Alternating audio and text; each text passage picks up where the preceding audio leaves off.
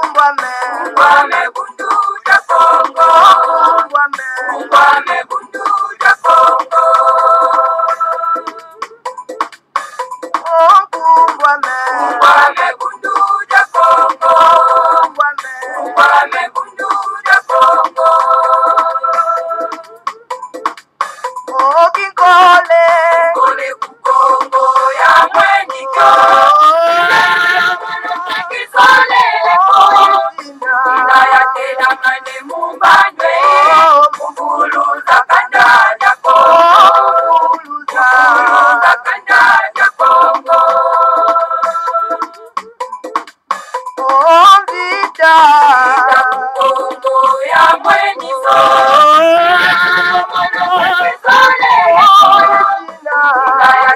Mane mumbanywe. Mwana vita kukongo. Mwana vita kukongo. Kiaje Kongo ya mwenyiko.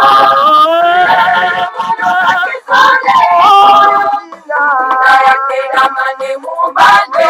Mugomba kanda ya Kongo. Mugomba kanda ya Kongo. Tombe Kongo ya mwenyiko.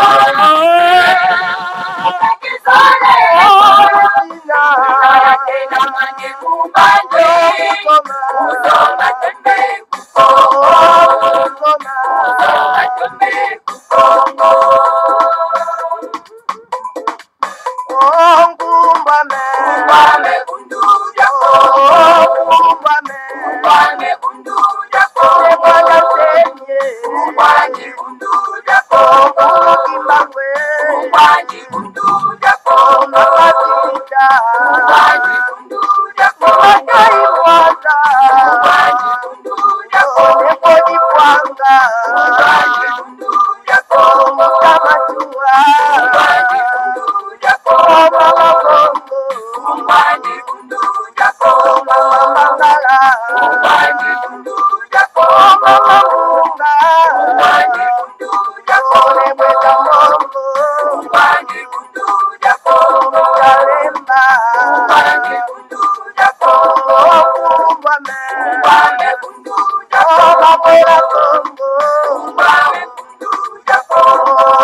Ungwame bundu ya Kongo.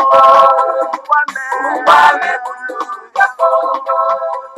Matondo mingi bama batata bande kubalandi ya Kongo bololo kumbwame bundu dia Kongo tarabiso wana toye lisusu bomo mesano lisusu na pokwa na lelo pambate lelo ezali ya solo pena tuka mokolo mwa mitano ya mposo mokolo mwa zomi na mwambi ya sanza misato mobo ya koto mibale na tuku mibale na mibale tukomi bongo na zomi na mwambi na miniti tuku mitano na mibale lingi koloba ngonga ya motoba na miniti tuku mitano na mibale ya sima ya nzanga bama atata bande kwalanda ya Kongo bololo en tout cas esengo mingi ya kokutana bino bomo mesano pamba te en tout cas mikolo eleki mwa ebele eleki mwa ebele parce que tokutani te compte tenu non pas ya ba occupation toza nango ebele de gauche à droite bama atata bande kwalanda ya Kongo bololo mais tala lelo occasion epesameli biso po te tokoka solo pena en tout cas kosolola bama tata bande kwalanda Kongo bolo yangwana na profiter nanu kopesa bino nyonso ba yenge na bino ba mbote pe balosako na bino banso ezali ba bino molobeli mbuta bopele bobala enge koloba malamu koloba esengo penda en tout cas bama tata bande kona ba balandaka biso parce que bazangaka en tout cas eloko moko te en tout cas bazalaka vraiment donc na connaissance ya makambo ya mboka bama tata bande kwalanda Kongo bololo. Donc voilà, lelo tokosolola nini tokoza vraiment mwa mokuse bama tata bande kwalanda Kongo bololo tokosolola likambo etali solo pena en tout cas les déserteurs ya ba poste d'attache na bango bato bakimaka ba biteni ya mabele na bango lelo nde tokosolola parce que ezali na cadre ya mobilisation sensibilisation ezali na cadre ya ko exciter bandeko na biso bakoka kobatela biteni na bango ya mabele yango wana en tout cas bama tata bandeko balandi ya Congo bololo tokendaki solo mpena na bachive ya le grand maître na mandat mi mpona kozwa solo mpena en tout cas makomi na ye mateya na ye oyo azali kopesa na baimboka mpona ete tokoka solo mpena en tout cas kobatela bisika na biso oyo tobotami tokotangela bino yango boyoka ndenge le grand maître na mandat azali koenseigner tout mwana nzambe le grand instructeur du sud bamawa tata bandeko balandi ya Congo bololo ndenge azali koenseigner biso kopesa biso l'amour le goût ya koprotéger biteni na biso ya mabele bamawa tata bandeko balandi ya Congo bololo ana mokili na Mamputu basalaka yango bamawa tata bandeko bato na bato babatelaka biteni na bango ya mabele bakimaka te soki bakokende pa mosusu c'est pour que aluka quelque chose po azonga akoka solo mpena en tout cas kosalisa libota na ye tribu na ye nation na ye alors bama batata bandeko balandi ya Congo bololo yango nde toye mpenza tosolola nano na pokwa na elelo pamba te okomona na kati na mboka na biso ya République démocratique du Congo ebele baza kokima bapoche d'attache na bango mpona koya kosatase je veux dire donc na mwa province muke oyo tobengi Congo de Akati tondi na Kinshasa ekomi molunge bato bakimi baprovince baposte d'attache na bango bakimi baye kosatase na esika moko bama tata bandeko Kinshasa ekomi 12 millions ya habitants alors donc situation ekomi déplorable alors tokomeka nano kotanga makomi ya le grand maître na mandat semi ndenge aza koenseigner biso mpo tokoka koyeba kobatela biteni na biso ya mabele pamba te tobotamaki kuna par hasard te parce que ezali plutôt mokano ya tata nzamba Pontulendo oyo asalaki ete tokoka solo mpena kobotama na biteni na biso ya mabele wana alors bama tata bandeko qui sont les déserteurs ya baposte d'attache tokoyeba banani oyo bakimaka bisika na bango banani oyo bazaka fier na bisika na bango te lelo oyo tokolobela likambo yango bama tata bandeko bokimi mabele na bino bokei kotonda na mabele ya baninga bokimi mabele na bino bokei solo pene en tout cas kotonda mabele ya baninga mpe bokomi kosala batribalisme mal placé na mabele ya baninga bokimi mabele na bino bokomi na mabele ya baninga bokomi kobungisa balokota ya baninga alors lelo tokosola toyeba mpona nini tobotamaki na chaque place na chacune des provinces oyo tozala nango na kati ya République démocratique du Congo. Le grand maître de Mwandase azali côté ya balobi le Bukongo, c'est-à-dire la sagesse Congo, la sagesse Congo. La sagesse ya tata nzambe ya Pontulendo ezali côté ya boye. Enseigne qu'au ciel tout est ordonné. Lorsque un ange a été affecté au 3e ciel, il n'a pas le droit de quitter le 3e ciel et d'aller s'installer ailleurs. Faire cela, c'est déserter son poste d'attache, donc désobéir à l'ordre divin. Donc, au moment la sagesse Congo, sagesse ya tata nzamba Pontulendo, yango ezali kote ya boye. Tango na likolo kuna na mokili ya molimo ezali très ordonné. Ezali désordonné te lokola ndenge toza nango na kati ya Congo. Na mokili ya molimo ezali très ordonné. Très ordonné ba mama tata bandeko balandi ya Congo bololo. Pamba te tango anjelu moko songolo, tango simbi moko songolo, batindi ye na 3e ciel, par exemple. Alors donc, aza na droit moko te ya ye ya kotika 3e ciel, pona ete akenda na soit na 4e ciel, soit alongwa wana na 3e ciel, akenda ko s'installer epai mosusu te akoki kosala yango te bama tata bandeko kosala yango lingi koloba ete kozanga botosi solo pena tuka na esika oyo batindi ye. Donc ezali kozanga botosi na tata nzambe abongo tolenda.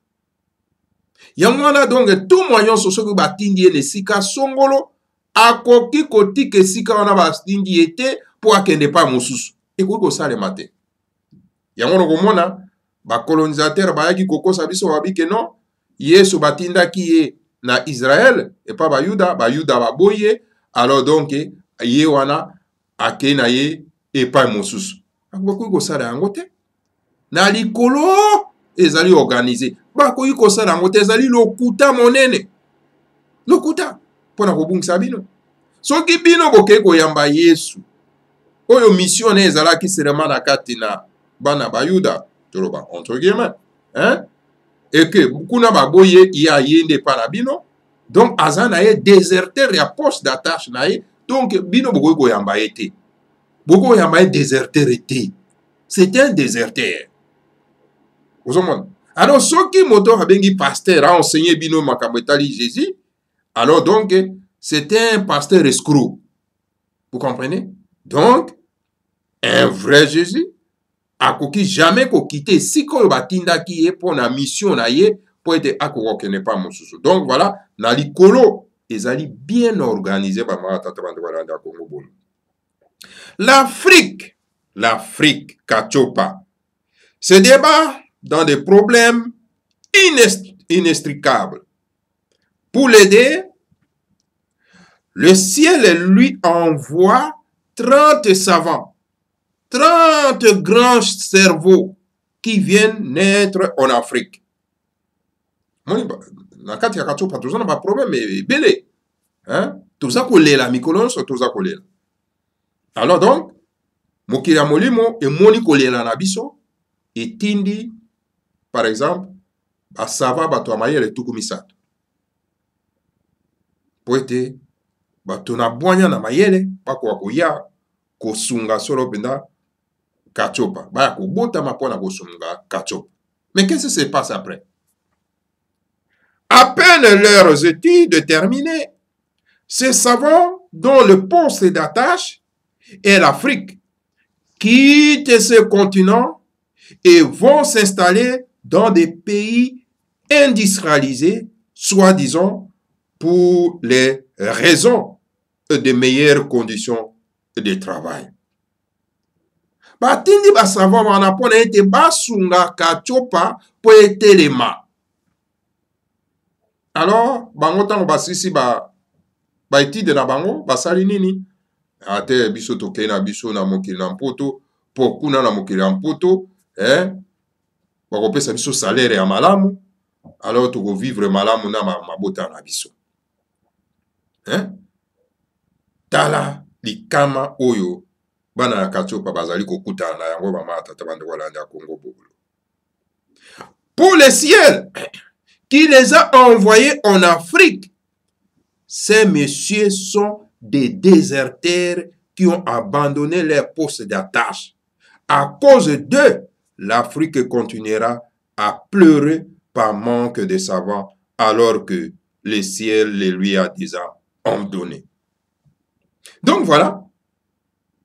Bango bakimi na bango. Basisi ba étude na bango bakimi, baki ailleurs.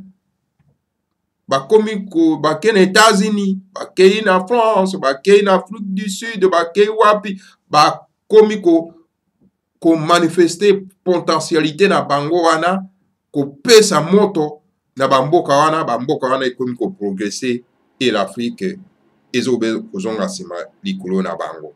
Alors na yango na mokila molimo oyo etindaki bana wana na kati na kachopa po ekwa kosunga bango.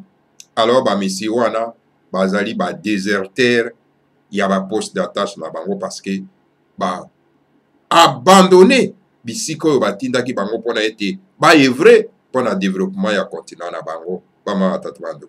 Et à cause na yango Afrique ezobe kozonga sima eza ko développer te eza na situation moko misérable à cause ya ba savant oyo mokila molimo etindaki na bana na kachopa pona ete bakwa kosunga bango po ete kachopa ekoka kotelema.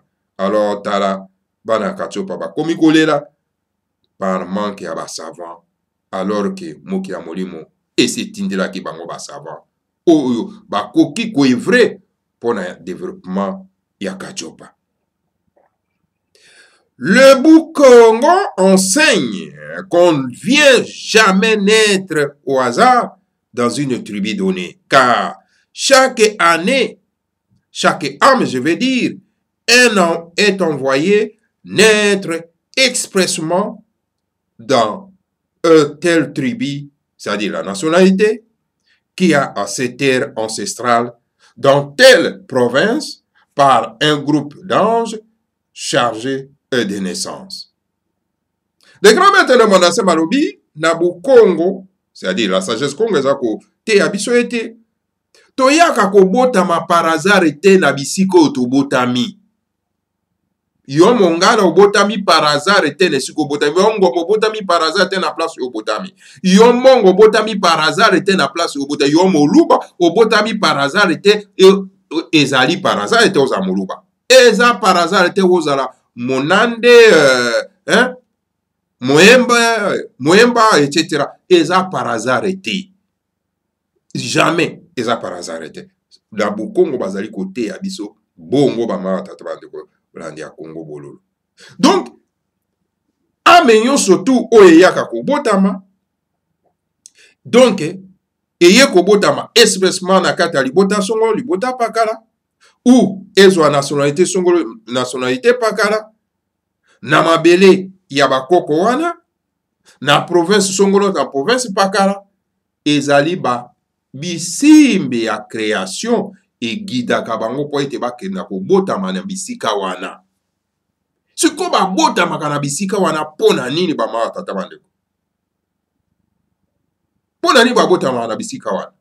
Tolanda na bokebi nyonso ba mama tata bandeko balanda Congo bolo.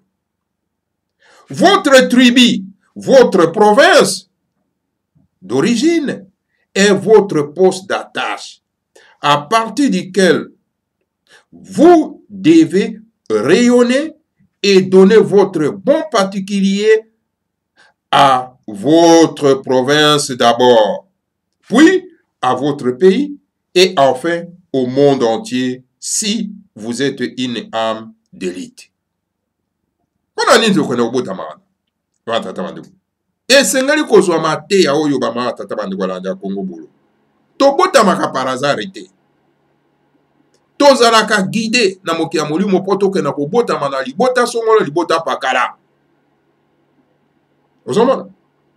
Alors na yango tribi na yo, libota na yo ngombe, libota na yo luba, libota na yo mongo, bandi, lokele, mobembe, bongo, mokongo, bongo na bongo, pama tata bande kolanda ya Congo bololo, ezali donc libota na yo ya province d'origine na yo, ezali etuka na yo, ezali poste d'attache na yo, ezali esika oyo tata nzambe apongelendo aponela yo pokwa kobotama.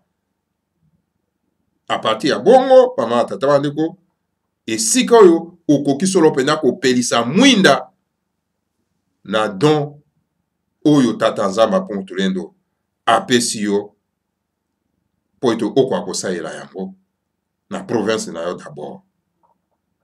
Na province na yo d'abord, na mboka na yo et na mokili mobimba. Soki ozali vraiment, soki ozali âme d'élite oyo donc etangama ki solo pena bapona ki solo pena na mokili molimo.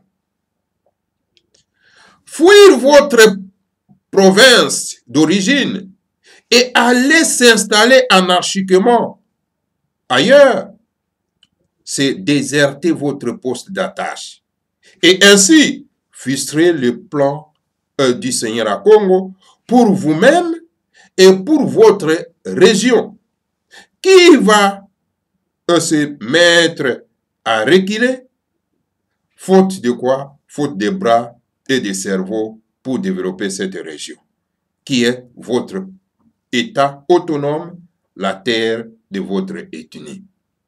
Alors, na yango bama tata bandeko, koki ma province na yo d'origine, koki metuka na yo, kokima libota na yo d'origine et puis kokenda s'installer anarchiquement bisika mosusu ezali déserter poste d'attache na yo, déserter tuka na yo, déserter sika na yo oyo vraiment bapesaki ete okoka kobotama na yango.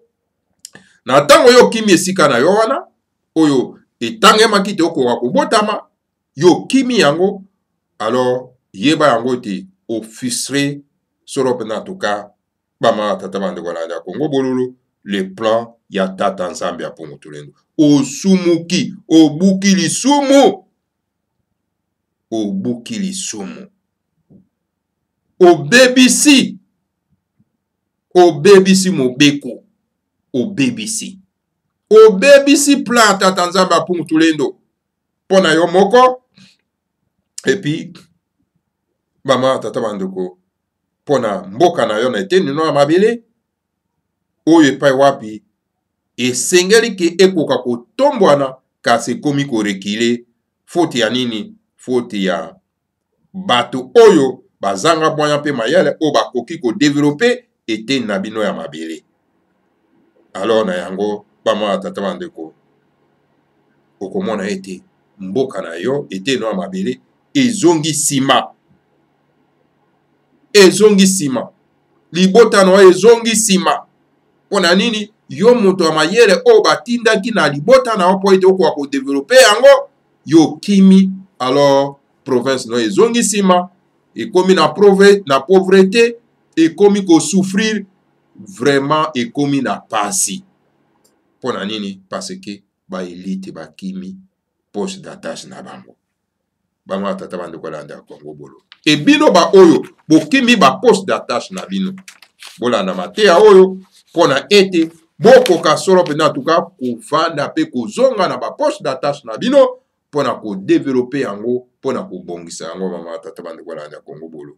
Dike Congo mobimba ezali ya biso lovuno, bato na bato bazali na eteni na bango ya mabele, bato na bato bazali na bituka na bango, esengeli kovanda na bituka na po develope yango. Kokima koya kosatache na etuka ya baninga ezali kobebisa le plan ya tata nzambe ya Pongo Tulendo, kofistre le plan ya tata nzambe ya Pongo Tulendo, et puis kozongisa solo pena etuka na wana nsima.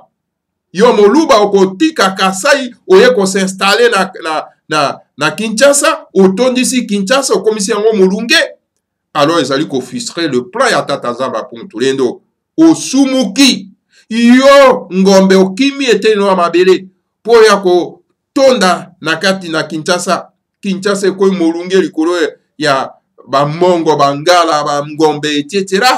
Bozali kofrustre donc le plan ya le Seigneur ya Congo. Osumuki ezali di sumu bama tata bandeko balandi ya Congo bololo kopesa etuka na omo Congo ezali di sumu monene. Le déplacement anarchique de la population d'un pays crée plutôt les zones de rurales, le sans-terre et des conflits sociaux. Donc, exode rural, kokima mboka, mboka na yo, koya ko s'installer pa baninga, eza ko créer ba conflit, eza ko créer ba dégâts moko irréparable ba ma tata bande. Ezo créer la haine, ezo créer des ordres. Ezo créer des ordres. Qui va travailler pour développer votre province d'origine si tout le monde chez vous quittait plutôt cette région et allait s'installer en Afrique du Sud, au Katanga, en Amérique, au Congo central ou en France? Si vous avez un mboka na yo, nana kotongela etuka na yo, yo ngombe oza kolanda ngai, yo molubo oza kolanda ngai, yo monande, yo mobembe, yo ngombe, yo mongo, yo lokele. Nana kotonga etuka na yo eteni no ya mabele, soki bino nyonso tu bokimi, boke ko s'installer na France, na Amérique, na Afrique du Sud, na Congo central, na Congo de Akati, et bongo na bongo. Nana kotongela yo mabele na yo, tiki mabele na banane. Na merci ya banane. Ya ba prédentaire, ya ba mboromboro, ya ba mborolo, ya ba tuchi, ya banane. hein? Otiki mabele no na merci ya banani. Kokima ete no ya mabele. Koya kotonde pa baninga. Yango komona boye ebele na France.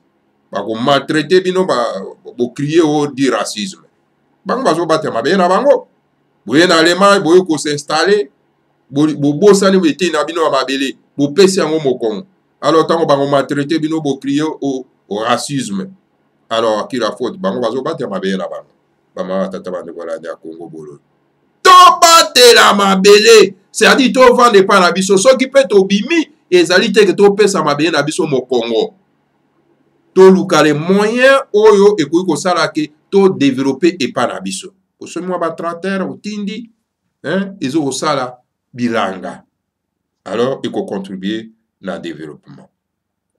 Le peuple a toujours besoin d'un chef, d'un guide, d'un leader, car dit la sagesse Congo, un peuple sans leader est comme un troupeau sans berger.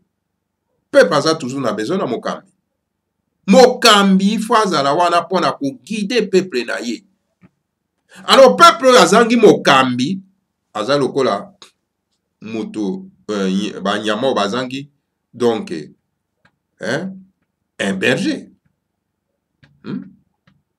Un peuple azangi mokambi aza lokola ba pate ou ezangi soro pena tuka mokambi. Alors ba mata tabandeko et sengeli chaque peuple na biso azalaka na un leader oyo papi aza kobunda pona intérêt supérieur ya baimboka. C'est pourquoi chaque intellectuel de la République démocratique du Congo qui est en vagabondage doit maintenant songer à rentrer chez lui dans sa province d'origine pour aller jouer son rôle de levier destiné à soulever donc la patte, le peuple, c'est-à-dire jouer son rôle de berger et de la population de son état autonome, berger en religion, en sciences et en politique. Donc, Nayango, pona ba intellectuel nyo soto oyo ba oyo batona mayele oyo ba kimi mboka na bango pona ete bakenda ko s'installer ailleurs bakenda ko vendre pa ya baninga yo molubo kimi kasa yoye ko s'installer pa ya ba Congo bien que baza banoko na bino mais boza na mabele na bino yo ngombo kimi ete no ya mabele Grand Équateur oye ko s'installer wapi na Kinshasa na Congo de Akati. Hein? Il est temps maintenant ya yo ko kanisa pona kozonga na mabele na yo po ete okoka kokenda kotonga yango pona ete okoka kozala solo pena tuka mokambi ya peuple na yo oyo tiki parce que obotami kuna par hasard ete ezali mokano ya tata nzamba tulendo atindaki po ete okoka kobotama na esika wana pona ete oevre pona développement ya esika wana mais yo kimi okomi déserteur ya poste d'attache na yo. Alors esengeli sikoyo kanisa pona kozonga solo pena tuka na esika na yo o tata nzamba tulendo atindaki okoka kobotama ndeko fungola matoko akoyoka zonga na esika na yo oyo batindaki yo pona ete oyo vrai politiquement oyo vrai religieusement, c'est-à-dire que la religion oyo bapaya bamemeli biso ya lokuta okoko na biso moko tona koko na biso moko Adamu na Eva waya lokuta yo pasteur yo père spirituel ozoloba makambo wana mutu ezosala te il faut ba condamner yo. Alors il faut que vrai religieusement, c'est-à-dire que kozongisa bonzambe ya bakoko na biso, kozongisa science ya bakoko na biso, kozongisa politique ya bakoko na biso pona ete to tambusa na yango biteni na biso ya mabele bama tata bandeko balandi ya Congo bololo. Voilà les enseignements que le grand maître Nemanda Semi azali conseiller na baimboka oyo bozali solo pena na katiopa ya kati. Voilà, bama tata bandeko tozalo ba kokoba. Alors, qui va guider la population de votre État autonome? Qui va guider la population de votre État autonome? Votre province. Dans le combat du développement, si toute l'élite intellectuelle de votre État quittait votre région pour aller s'installer ailleurs. Siko yotala nano yomoko ndeko zali kolanda biso. Nani oyo akotambwisa solo pena en tout cas ete nyo ya mabele province na yo oyo kokoma effectivement état autonome. Nani akotambwisa yango na komba ya nini ya développement na bitumba ya développement. Soki ba élite intellectuelle nyonso tu ya ete na bino ya mabele ya chacun de nous, soki bango bakimi biteni na bango ya mabele bake ko s'installer pa mosusu. Siko nani akosunga ete na bino ya mabele? Mende ko senge na yo koyoka koyeba ete moto moko te akolinga mabele na yo koleka yo moko oyo botami na mabele wana. Mokongo akolinga mabele na yo mongala te koleka yo moko moto botami kuna. Yo moluba mongala kolinga mabele na yo te ke yo moko moluba moto botami kuna. Yo mobembe tuti alinga ya kobotolo mabele esengeli otelema obunda pona ko protéger mabele na yo. Yo lokele telema batela mabele na yo po bambolombolo baza kogete balingi baya kobotolo bino yango. Siko soki bino boko kima bisika na bino yo katange okimi oke na Afrique du Sud yo katange okomi kopiola kuna o Katanga ne tombera pa. Katanga ne tombera pa pendant que yo za kuna na Katanga te. Yo Ramazani yo Katanga ne tombera pa yo ban na Afrique du Sud. Katanga ekotombe batuti bako récupérer yango parce que oza kuna te. Yo ya maimona et tout ka bangombe ekotombe te pendant que ozali désertrice ya poste d'attache na yo okimi opesi yango mokongo ozolobela te ozo participer na développement te. Mais qu'est-ce que vous faites là? Même Boutalu Keni mais oh non Congo de Atote le kokwea te. Oh mais kokwea te pendant que yo okimi oza na Afrique du Sud te ndeko. Esengeli kokanisa kozonga na bisika na biso wana poto evre pona développement ya biteni na biso wana ya mabele bama batatu bandiko pona développement na yango. Alors ceux qui les grands maîtres mandassin vous enseignent comme ça, bon bien non, vous criez au scandale, oh non aza tribaliste, oh non alingaka batu mususu te, au contraire azali kosunga biso bato pena ba bato mayele bakoloba ah ndeko oyo aza kosunga biso vraiment na bosanaki vraiment mboka na ngai na bosanaki vraiment te na mabele na ngai. Depuis les enseignements des grands maîtres de mandassin, j'ai commencé déjà à penser, n'est-ce pas, il y a terre ancestrale. Avant, on disait comment on se trouve les abisso, on peut rester n'importe où, et comment on se trouve les abisso. Non, ouais, il lokuta.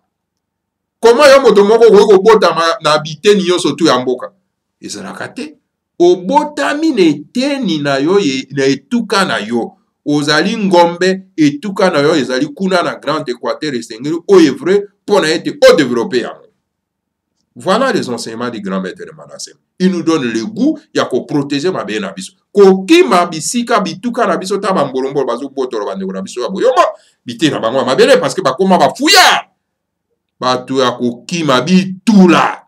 Tala mbuta Ramazana kimi Katanga akomi koganga kuna na Afrique du Sud no Katanga ne tombera pas. Katanga eza déjà tombé na batuchi na maboka batuchi. Voilà. Alors Katanga ne tombera pas soki otikali ovandi na eteni na yo ya mabele ya Katanga pona ko ivre kuna pona ko bunda pona ye développement na yango.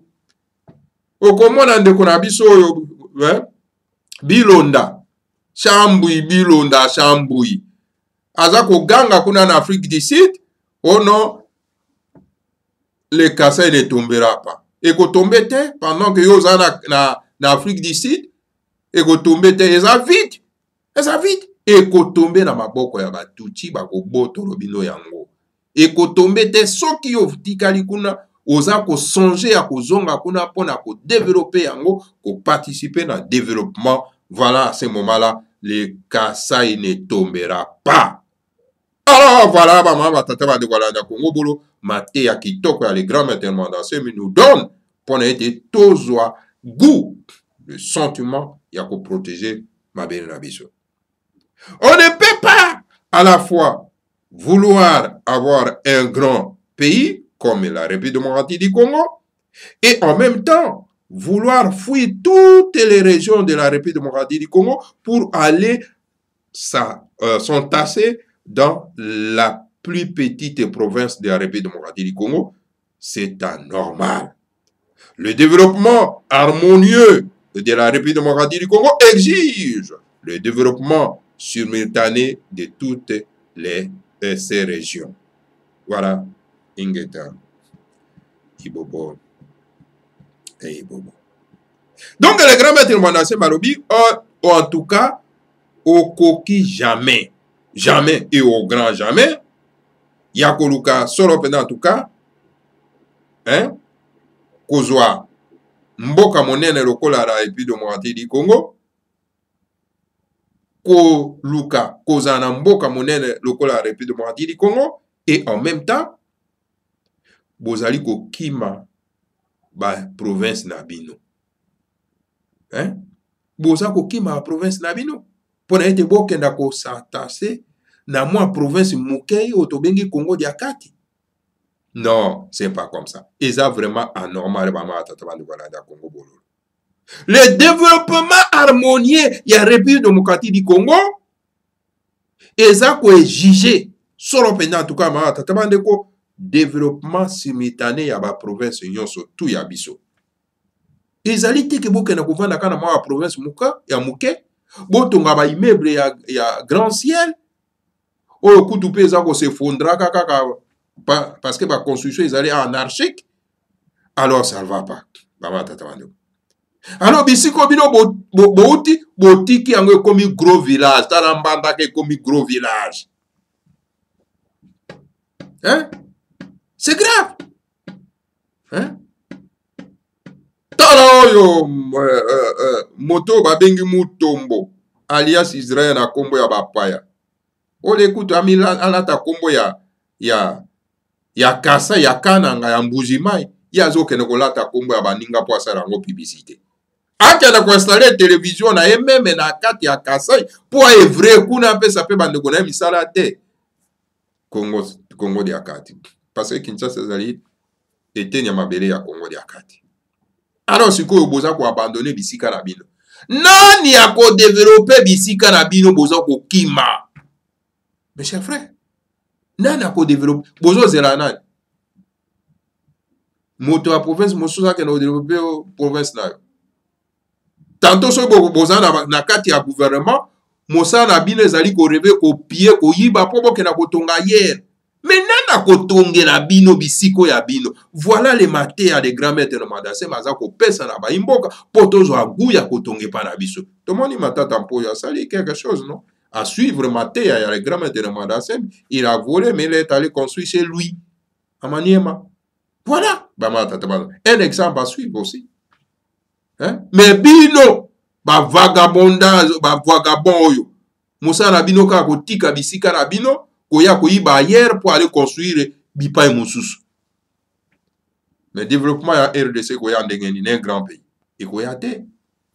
Pendant que ses fils et filles baza kokima ba poste d'attache na ba. Voilà ba tata bande ko alandi ya Congo bololo mayena memela ki bino solo pena tuka na pokwa na lelo po ete ekwa ko inspiré biso nyonso tu ba mara tata bandeko bo bazaki na mutu mayele bongo ya koyeba te na kanisi à partir de cette émission bakozwa connaissance et que bakobanda siko ko songer ko kanisa solo pena tuka bité na bango ya mabele.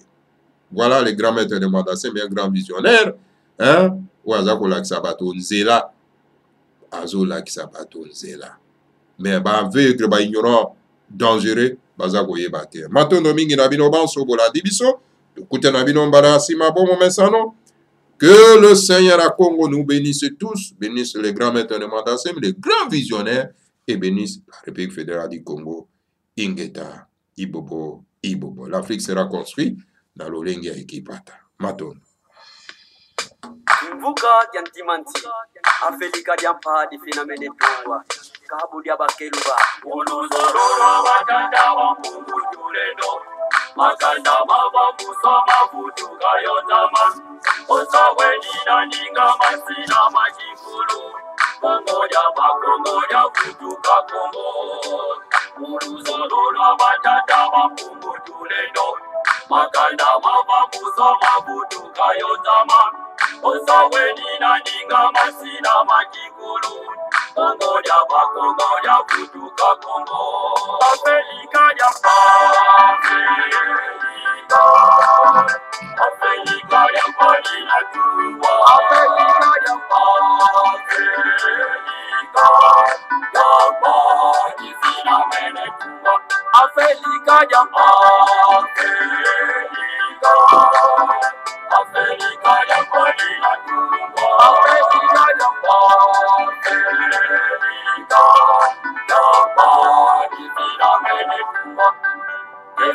Paya vita tetima na kukongo Ipanza kya kongo ye kibuka kya timanti Defi ya paya vita tetima na kukongo Kongo ya bakongo ya futuka kongo Defi ya paya vita tetima na kukongo Ipanza kya kongo ye kibuka kya timanti Defi ya paya vita tetima na kukongo Kongo ya bakongo ya futuka kongo Afrika ya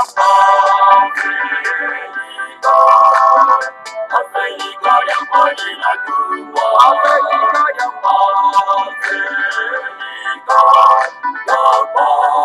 zina mene tuwa Afrika ya Afrika ya pali na tuwa Afrika ya pali zina mene tuwa Zakuza kuna tatu zazo zina katulwa Uluzololwa batata makungu tulendo Sikumi azone za kwanza zinatungwa Yevuka na mukivuka kantimati Zakuza kuna tatu zazo zina katulwa Uluzololwa batata makungu tulendo Sikumi azone za kwanza zinatungwa Yevuka na mukivuka kantimati Afrika ya Afrika ya pali na tuwa Afrika ya pali zina mene tuwa Afrika ya Afrika ya pali na tuwa Afrika ya pali zina mene tuwa Sikumi azoleza kwanza zinatungwa Kongo kwimaka mubengela kuvanguzami Oyo makajanga kivuku bangi chwapa Kasaimu kivuka kya timanti Sikumi azoleza kwanza zinatungwa Kongo kwimaka mubengela kuvanguzami Oyo makajanga kivuku bangi chwapa Kasaimu kivuka kya timanti Afrika ya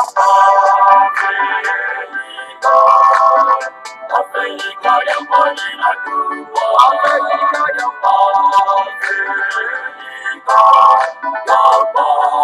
zina mene tuwa Afrika Afrika jamba, Afrika ya kweli na tungwa. Afrika jamba, Afrika jamba, jizira mene tungwa.